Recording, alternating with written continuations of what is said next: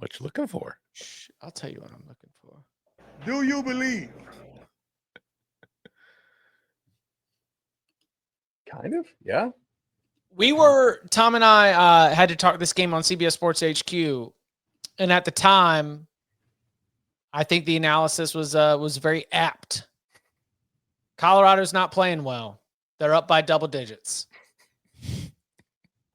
Yeah. That tells you everything about how dangerous Colorado can be, that they were so imperfect with the performance and yet dominating, and also how Utah's offense is just broken. The punt return was a killer early in this thing. Mm-hmm. Like, I mean, Utah is very much in this. You still don't think Utah really has a snowball's chance in hell because you've seen enough games of Isaac Wilson to know he's probably not going to score. And like, they're getting so many stops. They actually moved the ball. They had to settle for a field goal, which I was like, that. I think I would have gone for that, but how many times you're really going to get down there? I don't know. Kick the field goal and then immediately the kickoff return or punt return. Like that was just not. That wasn't going to work. Like you had to play like basically perfect on defense, which you did for about 35 minutes. And you had to play like really perfect on special teams, which you didn't do at all. So, shouts to them. Looking good. Yeah, I mean, Hunter Heisman locked up, you think? If they, I said on HQ earlier this week, I says if they win the Big 12, there's no way in hell he's not winning the Heisman. Yeah. So I think that certainly, I mean, I think his performance today, getting the touchdowns on offense and getting the interception on defense, and then having that really awesome catch in a kind of spotlight time slot where nobody else was really playing, so plenty of people had their eyes on it.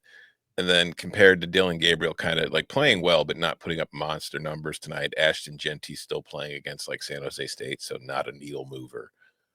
I think that Travis is very firmly in control here. Like, as long as Colorado doesn't absolutely blow it down the stretch here, I think he's going to have it. I'll say, all right. I'll say that Ashton, two things stood out to me about Genty's performance. Number one, 150 some odd yards and 3 touchdowns? 3 touchdowns, yep. But he was also called on when San Jose State got out to that 14-0 lead. And I've mentioned this a lot. The Heisman Trophy is not a most valuable player award. It is to the most outstanding player. And to stand out, that doesn't necessarily mean you're valuable. But anyone who's looking for an MVP argument for Genty, the fact that Boise State met some real adversity and they turned to their star player answered. So that was a solid way to continue to bolster that argument. I don't want to use that as my argument in comparison to Hunter, but if we're going to go like stock up, stock down, I would have given more value to what Ashton Genty did in week 12 than what Dylan Gabriel did in week 12. Though Travis Hunter, to your point, rushing touchdown, highlight reel catch, interception, getting burned for a touchdown, all those things really, really just sort of build out for the total profile. I ever told you about the 4 S's of winning the Heisman? This Chris Houston out here, the Heismanments? No, maybe these are just mine. These are the 4 S's: success, stats, star power, and stories. I think if you look at everything that's happening, both Genty and Hunter have both, but I think Hunter has far more star power. Great. And I think if Colorado wins the Big 12 and gets a first-round bye, combined with his coach and the attention that is going to bring, he is going to run away with the award. I also, as I wrote for CBSSports.com weeks ago, there's a 1-of-1 factor to Travis Hunter. Yeah. Mm-hmm. The unicorn. Yeah. The story is so big. Yeah. Mm-hmm.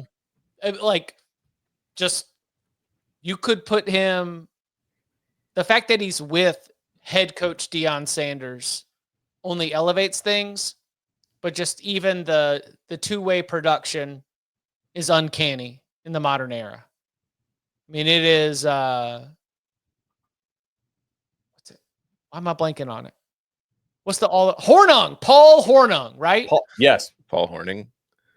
Is it Horning or Hornung? I've always thought it was Hornung. Hornung? It's spelled Hornung, right? UNG. Yeah, well, Utah running back Mekhi Bernard's first name is spelled Micah, but it's pronounced Oh, Mekhi. it's been Mackay. It's always been Mackay. Anyway, But it's always been pronounced Micah so or spelled Micah. the Paul Hornung Award for the best all-purpose player, Paul Horning. Sources confirm it's pronounced Horning.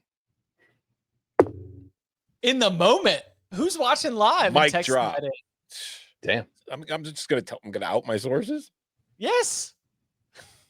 Anyway, Paul Horning himself is texting me right now to tell me it's Horning.